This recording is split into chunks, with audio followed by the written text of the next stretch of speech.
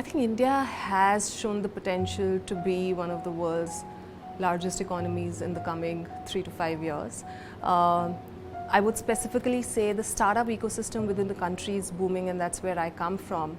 The number of unicorns that we have built in just the last 2 years is phenomenal, and them taking the Indian culture and heritage out internationally, not just crafting brands and companies for India but also for the world, is something that I'm going to look forward to. I think what excited me to be here was the fact that we were talking a lot about how to bring more women back to work, and that's something that I relate with a lot. I had a few challenges when I was starting my own company up, and having overcome them and having to realize that there are certain core values that women need to live by, and I would love to talk about them, is what brought me here. I think what we are doing with Charcha and even with Generation or Better Together, etc., is a lot of good work that's essential for this ecosystem to bloom. I believe that it is the youth of India that's going to power the next decade as India marches towards the 100 years of getting independence.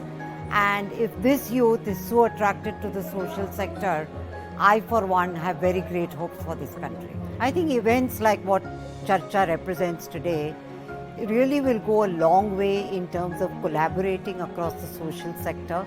There is so much we can learn from each other, and the energy and the sheer size of the participants that I see there, including the session that I just finished, where there was standing room only, and people were still asking questions even after our session was over. So it's all really about collaboration and sharing best practices. The program that I want to talk about is in Amber, which is a program that we are doing in collaboration with NSDC. The idea here is to skill 30-odd thousand people using the generation methodology and using a lot of the NSDC partners which have been incubated over the last several years. In India, one thing we must realize, and this is, I think, across India itself, 60% of our graduates, people who are going to colleges today, right, their parents haven't been to one. So it's a herd mentality. It is, okay, if someone wants to join Infosys, everyone wants to join Infosys, right? And that is where the biggest challenge comes up. So how do you ensure that people understand what are the various career opportunities? You have to look at this holistically. And I think in the long term, getting the academic institutions to get more project-based and hands-on work experiences so the graduates that come out can actually do the job is very critical. But that's not going to happen overnight. We are getting things like automation, Industry 4.0 kind of technologies are coming in. This space is going to change.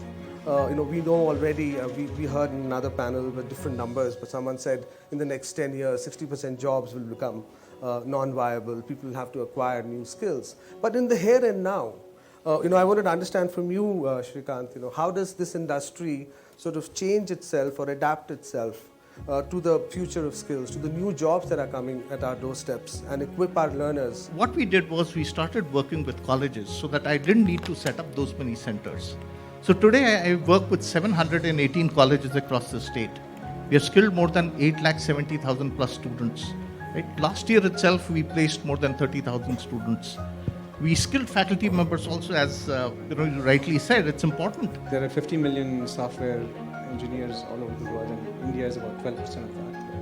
And there's a lot of estimates and statistics that say that there's still a huge gap in terms of what the customer need is versus what we have available today.